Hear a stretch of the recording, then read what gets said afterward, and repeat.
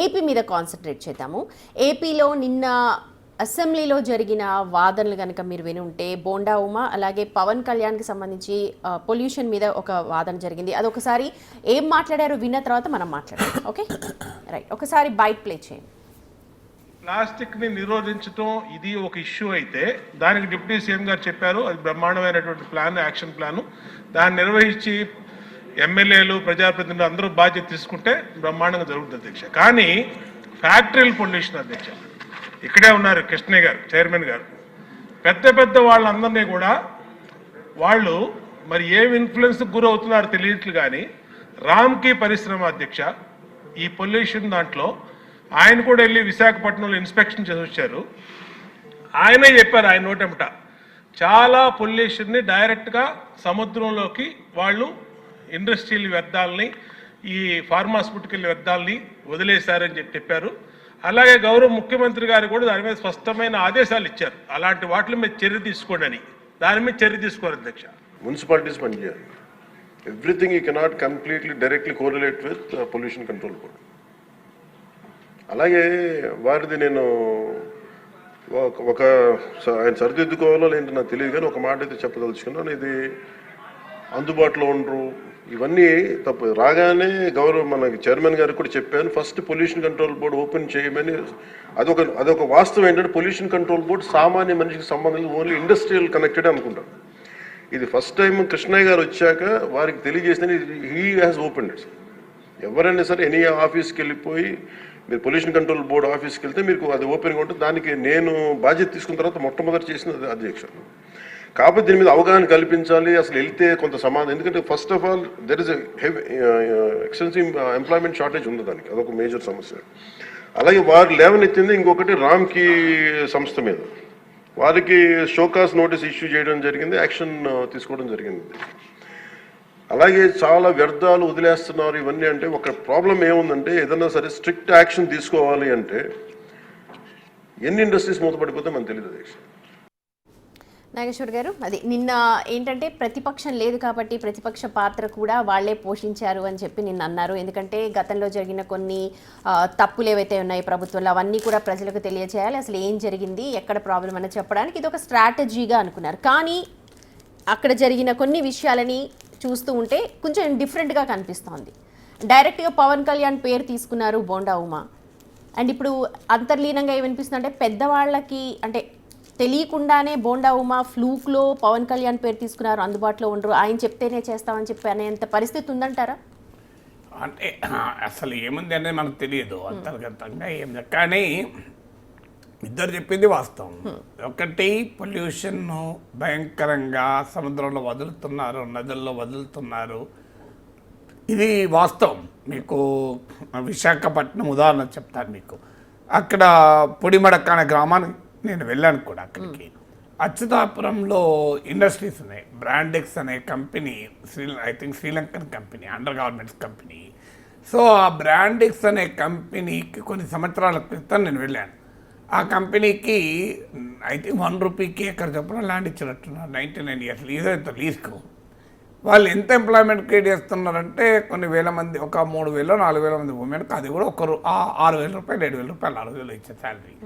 కానీ అది వదిలిన వ్యర్థ పదార్థాలు పొడిమడక దగ్గర అనుకుంటా, గుర్తున్నంత వరకు కొన్ని ఏళ్ల క్రితం ఆడ 10,000 మంది మత్స్యకారులకు ఉపాధి లేకుండా చేసేసారు.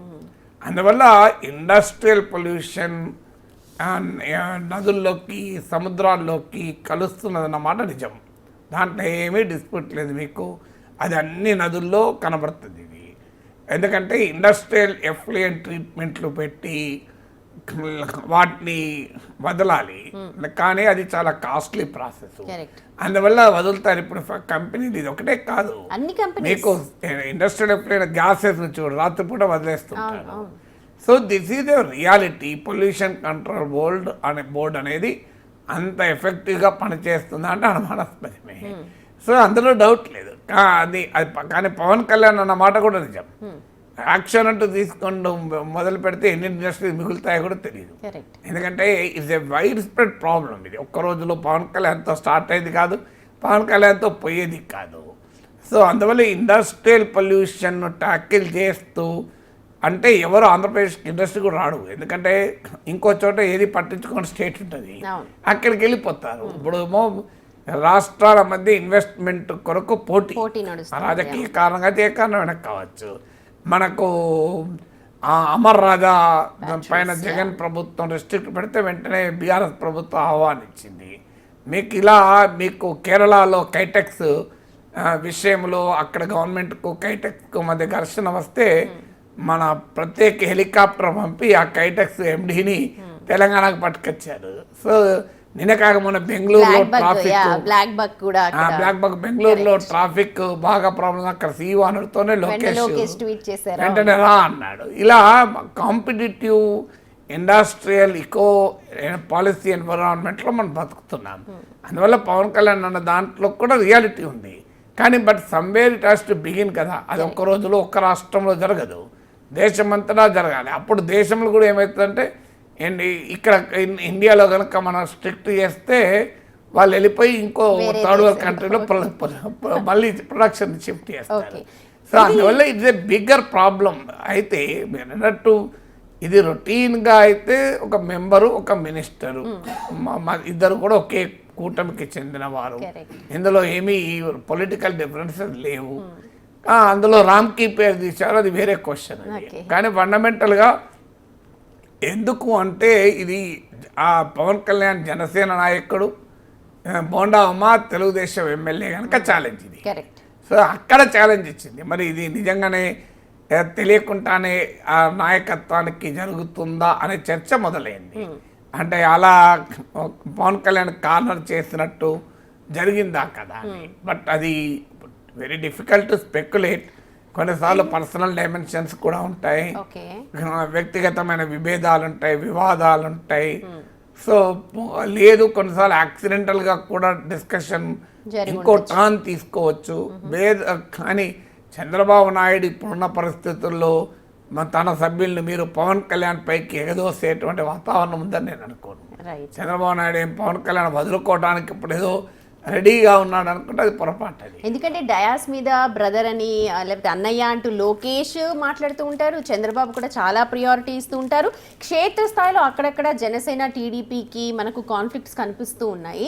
కానీ దీంతో కొంచెం ఎక్కడైతే కాన్ఫ్లిక్ట్స్ ఉన్నాయో ఇంకొంచెం రచ్చ రాజేసినట్టుగా అక్కడ డిస్కషన్ అవుతుంది. అంటే కాన్ఫ్లిక్ట్స్ అనేది ఒకే రాజకీయ పార్టీలోనే కాన్ఫ్లిక్ట్ ఉంటాయి. మీకు ఒకే రాజకీయ పార్టీలో కూడా మీకు ఆ కాంపిటీషన్ ఉంటుంది. ఒకే పార్టీలో కూడా ఇద్దరు ఆస్పిరెంట్స్ ఉంటే వాళ్ళ మధ్య ఘర్షణ ఉంటుంది. రాజకీయాలు అంటేనే పదవుల ఘర్షణ కదా. అందులో రెండు పార్టీలు అయినప్పుడు ఒక ఎమ్మెల్యే సీటే ఉంటుంది.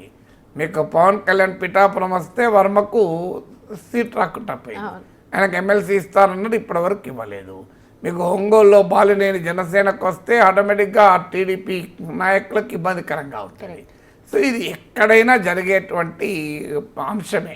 ఎందుకంటే రెండు పార్టీలు అటు జనసేన ఎక్స్పాండ్ కావాలనుకుంటుంది, టీడీపీ నాయకత్వంలో అది దానికి రెసిస్టెన్స్ ఉంటుంది. ఎందుకంటే మా సీట్లు తీసుకెళ్లారని ఇది రోజు రోజుకు ముదురుతుంది కూడా. ఎందుకంటే జనసేనకు ఇప్పుడు 21 సీట్స్ వచ్చాయి. నెక్స్ట్ టైం మళ్ళీ 21కి ఒప్పుకుంటారా? ఇప్పుడు బీహార్లో మనం చూడడం లేదా? కాంగ్రెస్ పార్టీ ఎక్కువ సీట్లు అడుగుతోంది. ఈ ఇండియా కూటమిలో చిరాగ్ పాస్వాన్ ఎన్డీఏలో ఎక్కువ సీట్లు అడుగుతున్నాడు. ముఖ్యమంత్రి పదవి కావాలంటున్నాడు చిరాగ్ పాస్వాన్. జనసేనకులో రేపు అసహనం మొదలవుతుంది, పవన్ కళ్యాణ్ ముఖ్యమంత్రి కావాలి అని. వాళ్ళు శాశ్వతంగా చంద్రబాబు నాయుడు ఆ తర్వాత లోకేష్ ఆ ముఖ్యమంత్రి కావడానికి జన సైనికులు ఎందుకు పవన్ కళ్యాణ్ కావాలంటారు? They want Pawan Kalyan to be the CM. అందువల్ల ఆ సీఎం పోస్టులు రెండు ఉన్నాయి కదా, ఒకటే ఉంటుంది కదా. అందువల్ల నీకు ఆ ఘర్షణ అనివార్యంగా వస్తుంది. అంటే ఇప్పుడు మ్యూచువల్ ఇంట్రెస్ట్ ఉంటుంది, మ్యూచువల్ డిఫరెన్సెస్ ఉంటాయి. డిస్కషన్ ఎందుకంటే అసెంబ్లీ అన్నది అందరూ చూస్తూ ఉంటారు. ఖచ్చితంగా ఏపీలో ఇంకొంచెం రాజకీయ ఇది ఎక్కువ పరిపక్వత ఎక్కువ కాబట్టి ఎక్కువగా అబ్జర్వ్ చేస్తూ ఉంటారు. ఈ టైంలో అలాంటి పేరు తీసుకొని డిప్యూటీ సీఎం పేరు తీసుకొని మాట్లాడారు అని అంటే ఏదో ఉంది అని చెప్పి ఆ డిస్కషన్ జరుగుతుంది. అంటే డెఫినెట్గా డిస్కషన్ ఆ పాసిబిలిటీ ఉంటుంది. కానీ అది ఏమై ఉంటుంది అనే దానికి ఇప్పుడు అనంతపురం ఎమ్మెల్యే జూనియర్ ఎన్టీఆర్ పైన ఇష్టం వచ్చినట్టుగా వ్యాఖ్యానాలు చేశారు. సో అది మా టీడీపీ నాయకత్వమే చేయించిందా అని చర్చ జరిగింది కూడా. కానీ నాయకత్వం ఈ సమయంలో జూనియర్ ఎన్టీఆర్ పైన చేయించాల్సిన అవసరం ఉంటుందా? నేను జూనియర్ ఎన్టీఆర్ వాళ్ళకి ఏం పోటీగా రావడం లేదు కదా. కానీ జూనియర్ ఎన్టీఆర్ పైన ఆ రకమైన వ్యాఖ్యలు చేసిన తర్వాత ఏ చర్య తీసుకోకపోవడం అనేది ఇష్యూ అయిపోతుంది.